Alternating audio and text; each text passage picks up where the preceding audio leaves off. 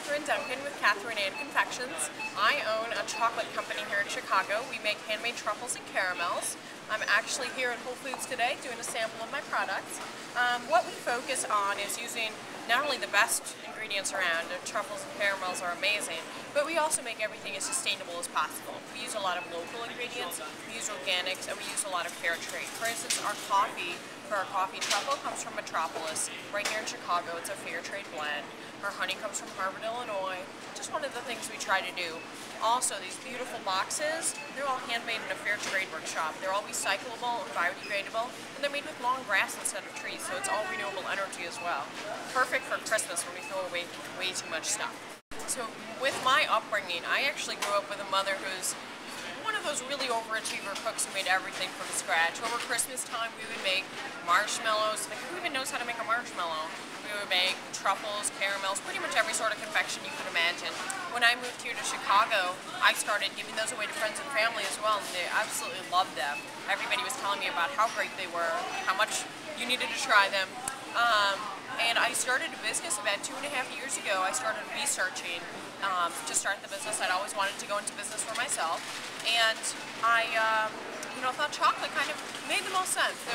There's nobody in Chicago really focuses on sustainability, and not a whole lot of people that are as artisanal as I am. So it's something I love to do, so I thought, why not do it for the business?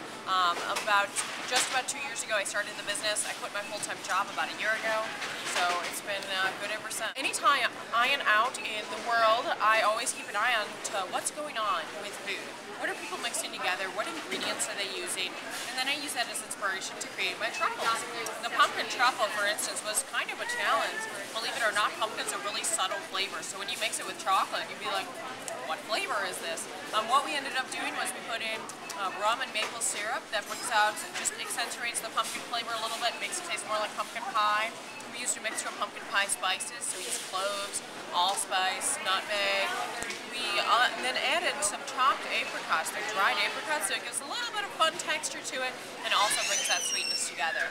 It is a challenge. I know I'm on the right track when people start moaning when they try my truffles. If somebody just says, that's good, that's not good enough. I need to do something different, change it up a little bit. So we're going to have some amazing truffles and caramels at the Crave Party, which we are all looking forward to.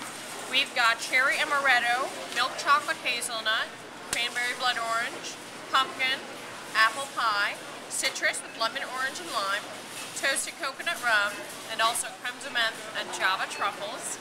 We will also have 3 flavors of caramel, our traditional honey vanilla, chocolate, and then the chocolate with roasted walnuts. Now the caramels I haven't talked about at all yet.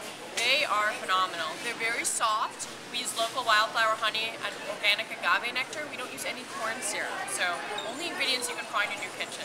We also use real vanilla. You can even see the vanilla bean specks in our traditional caramel. It's wonderful. We've gotten so much press on these because it redefines caramel. I mean, a lot of people are used to this hard, chewy, like pull out your teeth caramel. This is so different. I'm telling people I'm starting a caramel revolution. We're going to make everybody think of my caramel as the way caramel should be.